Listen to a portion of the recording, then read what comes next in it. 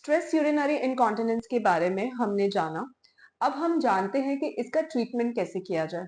देखिए, treatment depend करता है कि आपका ग्रेड ऑफ एसयूआई कौन सा है। उसके लिए हमें आपको क्लिनिकली एग्जामिन करने की जरूरत रहती है।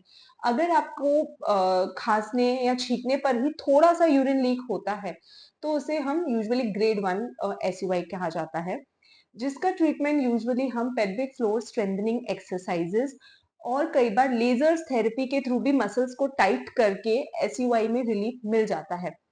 अगर आपको सिंपल पोजीशन चेंज करने पर या फिर आपको थोड़ा सा छींकने खांसने पर भी बहुत सारा यूरिन लीक हो जाता है, तो उसे ग्रेड 2 एंड 3 का एसयूआई कहा जाता है।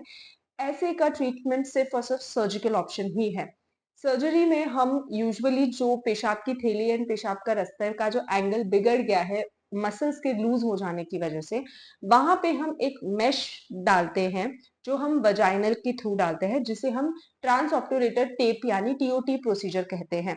वो प्रोसीजर के बाद जब हम हल्का सा वो टेप को टाइट करते हैं, तो कुछ हफ्तों में टेप फाइब्रोस होती है एंड वो मसल्स के जैसे वहां पे टाइट हो जाती है, जिसकी वजह से आपको फ्यूचर में यूरिन का लीक रुक जाता है।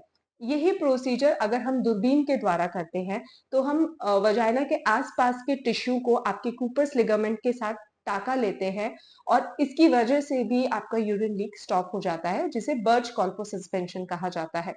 अगर आपको ऐसे कोई भी सिम्टम्स हैं, तो शर्माए बिना प्लीज अपने डॉक्टर को कंसल्ट करो, क्योंकि इसका ट्रीटमेंट इम्पोर्टेंट है। Thank you so much.